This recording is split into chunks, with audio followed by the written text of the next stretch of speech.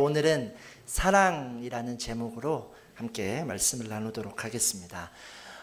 갈라디아서 5장 말씀에 사도 바울은 우리 삶에서 볼 수 있는 두 가지의 길에 대해서 제시하고 있습니다.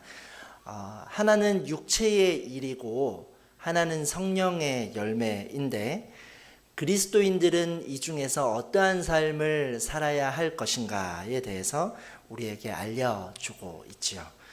육체의 일은 자기의 만족과 또 자기 중심적인 삶을 이야기합니다.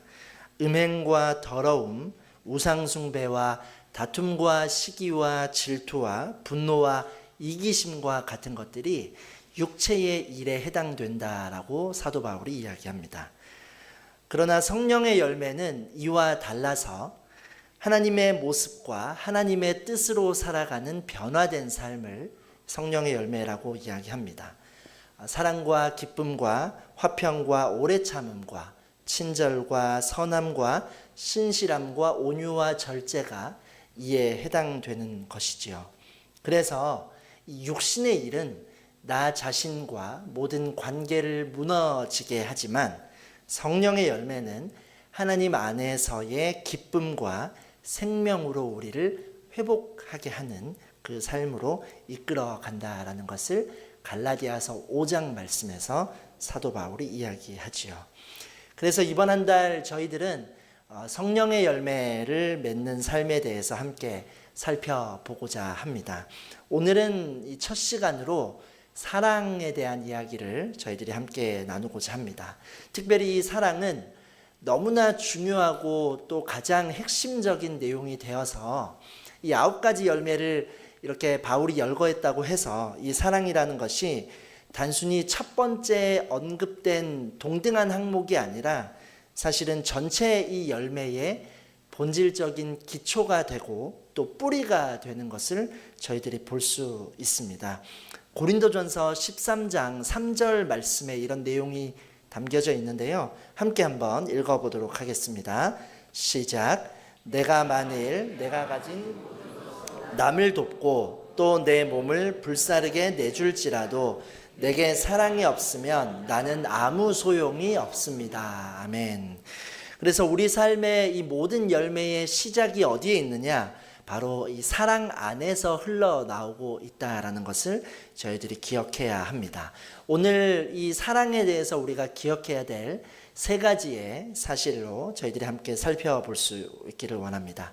첫 번째, 저희가 사랑에 대해서 기억할 수 있는 사실은 우리의 사랑은 불완전할 수 있다라는 것입니다. 첫 번째 우리가 기억할 것은 우리의 사랑은 불완전할 수 있다입니다. 하나님의 완전한 사랑에 대해서 우리가 이야기 나누기 위해서는 먼저 이에 반대되는 세상의 불완전한 사랑을 생각해 봐야 합니다. 흔히 말하는 이유가 있는 사랑, 조건이 있는 사랑에 대한 것입니다. 이유와 관련된 사랑의 방식을 저는 이 시간에 이 때문에라는 사랑이라고 표현해 보고 싶습니다. 사랑을 불러일으킬 만한 그 무엇인가가 있기 때문에 누군가를 사랑하게 된다라는 것이죠. 상대를 사랑할 만한 이유가 있어서, 어떤 장점이 있어서 사랑하게 된다라는 것입니다. 당신은 참 아름답습니다. 당신은 성격이 좋습니다. 당신은 집안이 좋습니다. 물론 우리가 이렇게 대놓고 유치하게 말하지 않는다고 해도 우리 내면에서 이 사랑의 동기들의 꽤 많은 부분들이 바로 이러한 이유에서 오게 되는 것을 저희들이 볼 수 있습니다. 이 철학자 아리스토텔레스가 이런 말을 했습니다. 우리의 사랑은 눈의 쾌락에서부터 시작된다라는 말을 했습니다. 우리의 사랑이 보여지는 눈에서, 그 쾌락에서 시작된다라는 것입니다. 그러나 여러분 아시는 것처럼 이 사랑은 머지않아 우리가 한계를 만날 수밖에 없습니다. 이유가 있기 때문에, 어떠한 장점이 있기 때문에 사랑을 한다면 가까이에서 조금 더 가까이 시간을 보낼 때 우리가 보게 되는 것이 또 부족한 부분, 단점들을 보게 되지 않습니까? 이런 것을 보게 될 때 이 사랑이 영원히 흘러가는 것이 아니라 우리의 실망과 아쉬움을 보게 된다라는 것입니다. 또한 조건과 관련된 사랑의 방식을 제가 이 시간에는 만약에라는 방식으로 한번 표현해 보고 싶습니다. 이 사랑은 만약에 우리가 어떤 요구 조건이 충족되어졌을 때에 얻어지는 사랑이라고 할 수 있는 것입니다. 상대방의 요구에 대해서 내가 만족시킬 때 비로소 주어지는 사랑이죠. 만약에 나에게 선물을 해주신다면, 만약에 당신이 나를 먼저 사랑한다면 나도 당신을 사랑하겠습니다 라는 이러한 방식 또한 우리에게 나타나는 가장 흔한 세상의 사랑의 방식이지요.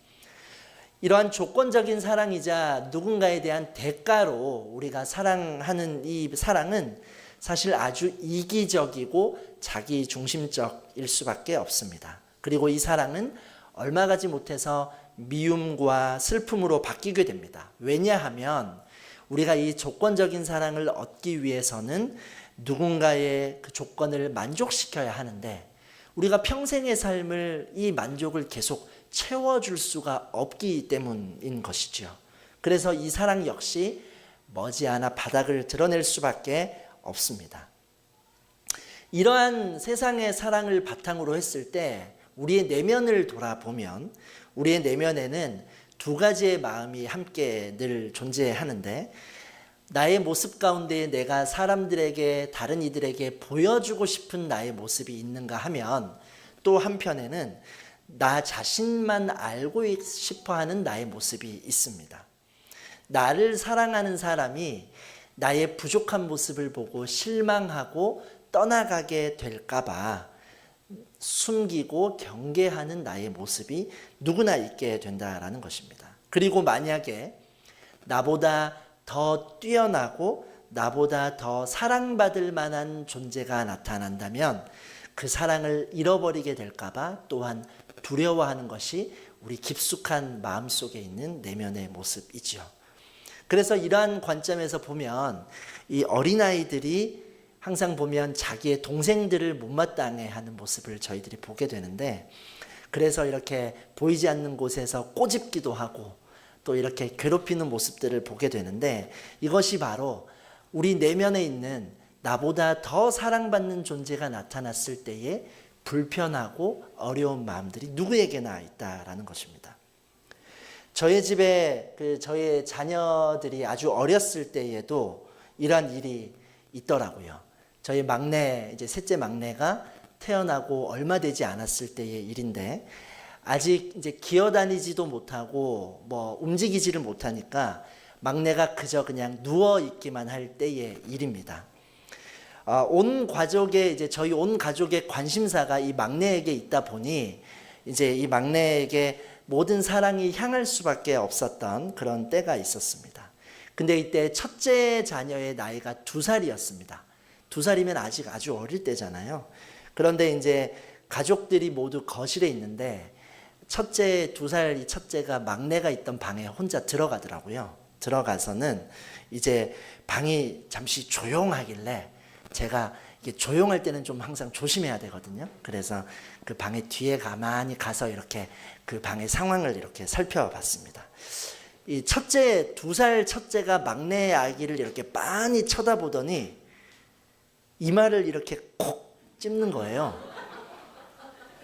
그리고 방에서는 막내가 이제 울음이 터지는데 이 2살짜리 아이가 울고 있는 막내를 뒤로 하고 아주 해맑은 표정으로 방을 빠져나오는 놀라운 모습을 제가 그때 봤던 기억을 잊을 수가 없었습니다.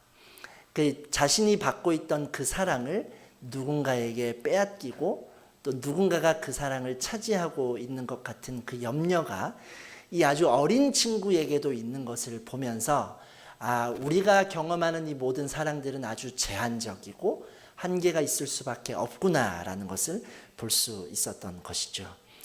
요한 1서 4장 18절 말씀에는 온전한 사랑은 두려움을 내어 쫓는다라고 말씀합니다. 온전한 사랑은 두려움을 내어 쫓는다. 이 세상의 사랑은 이유가 있고 조건이 있기 때문에 한계를 늘 마주하게 되지만 하나님께서는 우리의 어떠한 모습이나 어떠한 행동으로 우리를 사랑하신 것이 아닙니다. 이유와 조건 없이 우리를 사랑하시는 것이 하나님의 사랑입니다. 이 세상과 다른 주님의 이 사랑을 우리가 오늘 말씀을 통하여 경험할 수 있는 은혜가 있기를 주님의 이름으로 축복합니다. 두 번째로 우리가 사랑에 대해서 기억할 수 있는 두 번째 사실은 우리의 사랑은 불완전할 수 있지만 하나님의 사랑은 완전하다라는 것입니다. 하나님의 사랑은 완전하다. 이 하나님의 사랑을 제가 이 시간에 어떻게 표현하고 싶냐 하면 그럼에도 불구하고 라는 사랑의 형태입니다. 그럼에도 불구하고.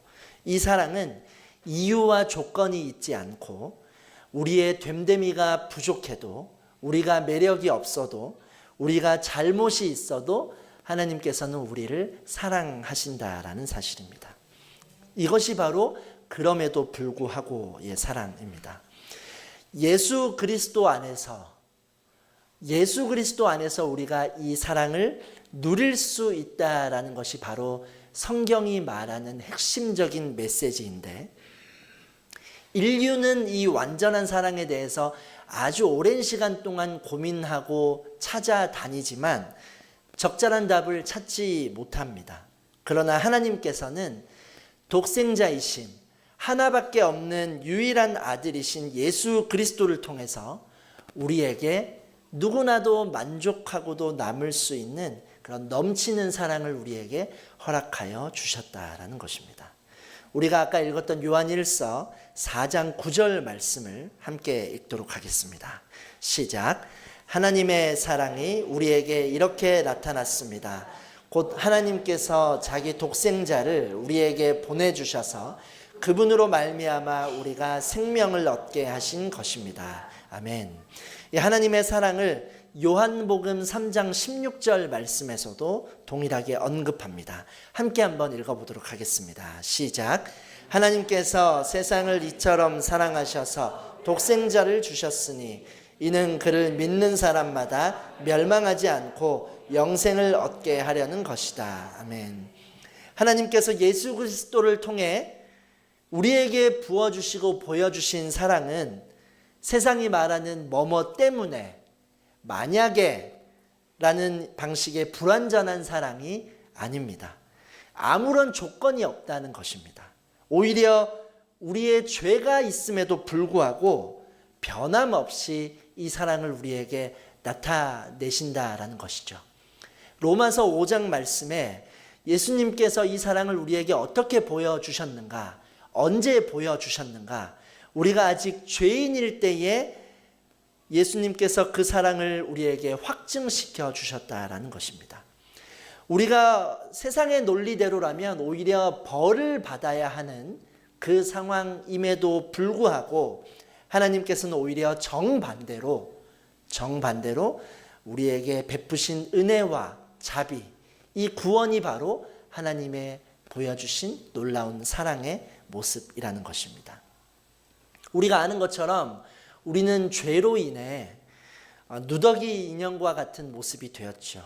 죄로 말미암아 우리가 큰 손상을 입었고 더러운 옷을 입고 있는 것 같은 우리의 모습이지만 하나님은 그 모습과 상관없이 우리를 귀하게 보시고 사랑하셨다라는 것입니다. 이 하나님의 사랑이 그래서 세상의 방식과는 다르다라는 것입니다.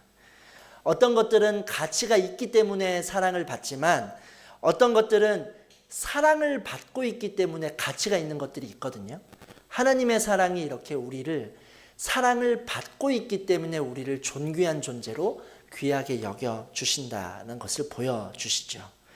어린아이들이 장난감을 가지고 노는 모습을 보면 이 진리가 더 분명하게 나타납니다. 이 어린아이들에게는 장난감이 얼마나 비싸냐 싸냐의 가치가 중요하지 않습니다. 그 가격을 알지도 못하고 그것이 그들에게는 얼마나 더 중요한가에 대한 기준이 되지 않는다라는 것입니다. 그들에게 있어서 가장 소중한 장난감은 가장 비싼 장난감이 아니라 내가 제일 좋아하는 장난감이 가장 소중한 장난감이라는 것입니다. 가치가 있어서 사랑하는 것이 아니라, 값비싸기 때문에 사랑하는 것이 아니라, 가장 사랑하기 때문에 이 장난감이 소중하고 가치가 있어지게 된 것이죠. 하나님께서 죄인을 사랑하신 것은 우리의 관점에서는 이해하지 못할 일입니다. 그럼에도 불구하고 골고다의 십자가의 사랑이 이 사실을 말하고 있으며, 창조 이후에 계속되어진 하나님의 이 구원의 이야기 안에서 예수 그리스도의 십자가의 사랑은 우리를 향한 그 사랑의 절정의 모습을 보여주고 있는 것이죠. 사도 요한이 오늘 이 요한일서 본문을 기록할 당시에 이 헬라 문화와 로마의 세계는 사실 이런 사랑을 꿈도 꾸지 못할 때의 이야기입니다. 그 당시에 얼마나 많은 신들이 있었겠습니까? 그러나 그 모든 신들 중에 내가 조건 없이 인간을 사랑한다라고 말하는 신은 전혀 존재하지 않았습니다. 말도 안 되는 일로 여겨졌습니다. 로마 사회에서 약한 자들과 죄인들은 그저 버림을 받았던 존재들입니다. 강한 사람들만 가치가 있었기 때문이지요. 그래서 이 하나님의 사랑은 이 당시의 배경과 문화와 또 이해로 도저히 설명할 수 없는 개념이었기에 이 생각지도 못했던 하나님의 사랑을 표현하기 위해서 사실상 그동안 들어보지 못했던 그 언어의 개념인 아가페를 생각할 수밖에 없었던 것입니다. 경험하지 못해봤던 사랑이기 때문에 그렇습니다.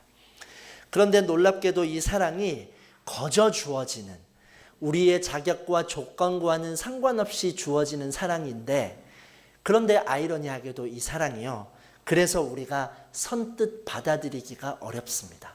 왜냐하면 세상의 가치관은 그렇지 않거든요. 반드시 어떤 이유가 있어야 하고 기준이 있어야 하고 조건이 있어야 내가 사랑받는다라는 것을 나도 알고 있는데, 이렇게 하나님의 거저 주시는 그 구원의 은혜가 우리가 받아들이기에 너무나 놀랍고 이해되기 어려운 개념이기 때문에 의심이 있고 질문이 있고 이 사랑을 온전히 받아들이기가 어렵다라는 것입니다. 저는 이 시간에 오늘 하나님께서 말씀을 통해 분명하게 우리에게 주고 계시는 이 완전한 사랑, 이 사랑을 충만하게 경험할 수 있는 저와 여러분의 삶이 될 수 있기를 주님의 이름으로 축복합니다. 사랑에 대해서 기억할 마지막 세 번째 사실은, 그래서 이 완전한 사랑이 어디로 향해야 하는가? 완전한 사랑은 나 자신과 이웃을 수용하는 것으로 시작된다라는 것을 기억하기를 원합니다. 하나님이 이 사랑을 나에게 주심으로써 끝나는 것이 아니라 이 사랑이 나 자신을 바라보는 가장 중요한 이유가 되고 또 이웃에게 흘러가는 중요한 사랑이 되어야 한다라는 것입니다. 성경은 오늘 이 완전한 사랑에 대해서 성령의 열매라고 이야기합니다, 여러분. 나의 열매가 아니라 성령의 열매라고 이야기합니다. 그래서 나 자신의 힘으로 되는 것이 아니라 성령의 도우심으로 가능한 일이라는 것이죠. 특별히 여기에서 이 사용된 이 사랑, 아가페라는 단어는 구체적인 어떠한 행동을 포함해서 의미를 담고 있는 단어입니다. 어떤 의미인가? 무엇인가를 받아들이고 무엇인가를 수용한다라는 의미를 담고 있습니다.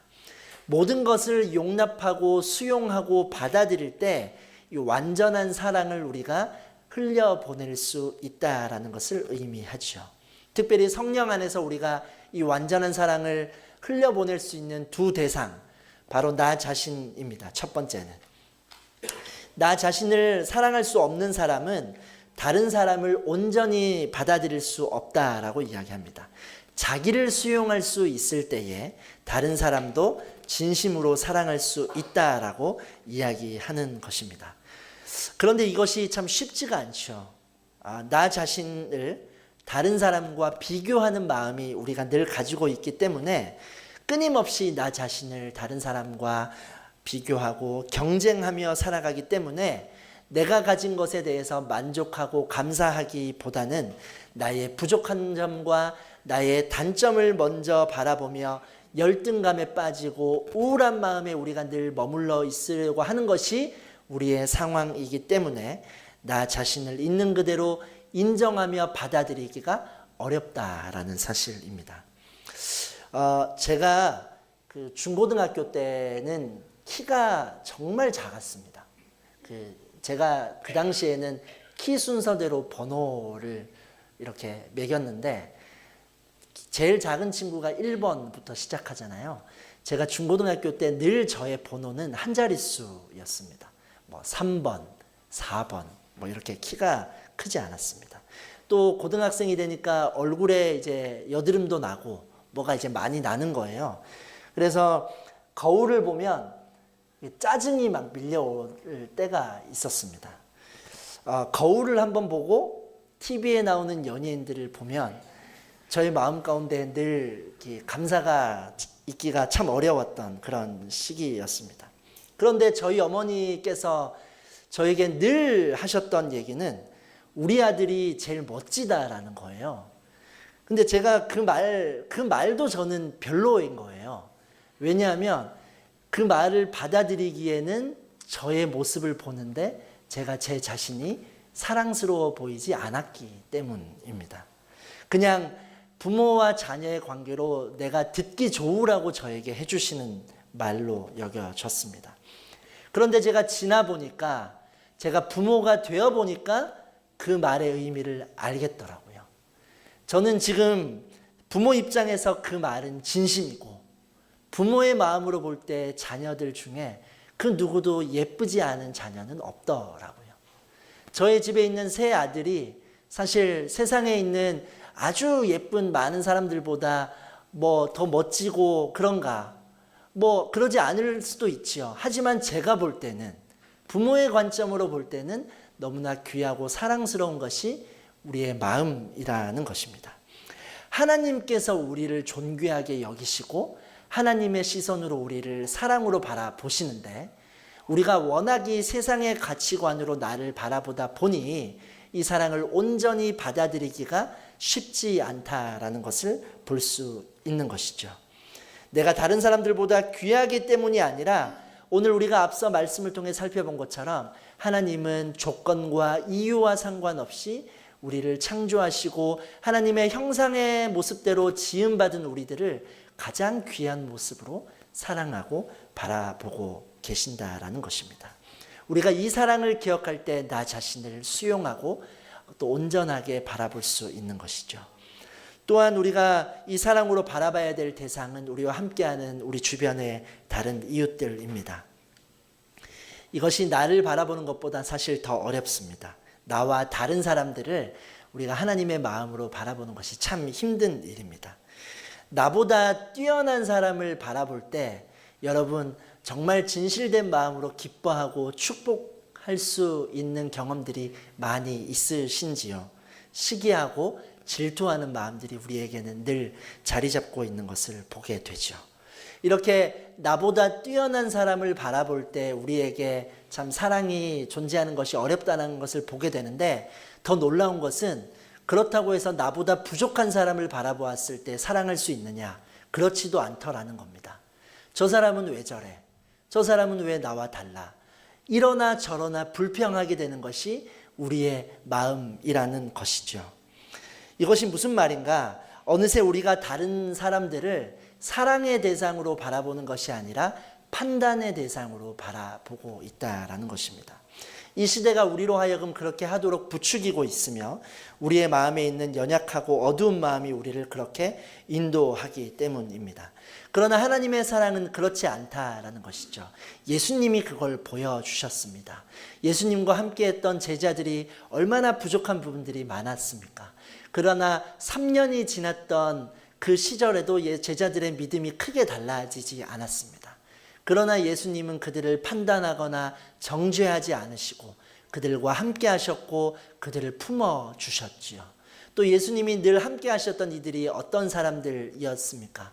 소외된 사람들, 세상에 손가락질 받고 약한 존재로 인정받았던 그 사람들을 예수님께서는 늘 가까이에서 그들과 함께하며 그들을 사랑함으로 나아가셨다라는 사실입니다.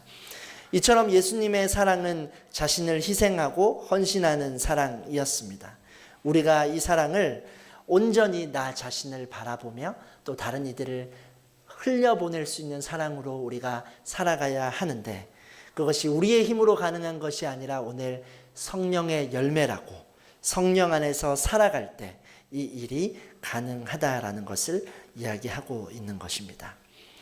사랑하는 여러분, 성령이 우리에게 임하실 때 우리는 이전에 할 수 없던 것을 가능하게 하며, 또 성령의 도우심이 있을 때 내가 할 수 없다라고 말하는 것들을 행하게 되는 줄로 성경은 이야기합니다. 그 능력이 바로 사랑임을 기억할 수 있기를 소망합니다. 마지막으로 로마서 5장 5절 말씀을 함께 읽도록 하겠습니다. 시작. 이 소망은 우리를 낙심시키지 않습니다. 하나님께서 우리에게 주신 성령으로 인해 그분의 사랑을 우리 마음에 부어주셨기 때문입니다. 아멘. 성령이 내 안에 계실 때 우리가 그 능력으로 사랑하게 될 줄로 믿습니다. 사랑할 조건을 가진 사람, 마음에 드는 사람을 사랑하는 것은요, 너무나 쉽습니다. 그 사랑은 누구나 할 수 있습니다. 하지만 도저히 사랑할 수 없는 그 사람을 사랑하는 것은 내 힘으로 되지 않습니다. 성령님께서 오늘도 우리에게 하나님의 사랑을 부어 주실 것인데, 그 사랑의 능력으로 우리가 하나님을 사랑하게 하시며 나 자신을 사랑하고 또 나와 함께하는 모든 이들을 판단하고 평가하는 것이 아니라 하나님의 완전한 사랑으로 사랑함으로 나아갈 수 있는 이번 한 주간 우리의 삶, 또 한마음 가족들이 될 수 있기를 주님의 이름으로 축복합니다. 우리 좌우에 계신 분들 다시 한번 이렇게 축복하겠습니다. 주님의 이름으로 사랑합니다. 이렇게 한번 축복하겠습니다. 네, 기도하겠습니다. 사랑과 은혜의 하나님, 우리 삶에 사랑으로 풍성하게 열매 맺는 은혜가 있도록 인도하여 주옵소서. 주님이 십자가에서 베풀어 주신 온전하고 완전한 그 사랑이 우리의 마음에 깊게 새겨지는 은혜가 있게 하여 주시고, 하나님의 사랑에 믿음의 뿌리를 내리게 하여 주셔서 그 사랑을 통하여 나 자신을 사랑하고 가족과 이웃을 사랑하며 사랑이 없는 이 시대에 하나님으로 인하여 온전한 사랑을 전할 수 있는 우리 한마음 가족들이 될 수 있도록 이번 한 주간을 축복하여 주옵소서. 예수 그리스도의 이름으로 기도드립니다. 아멘.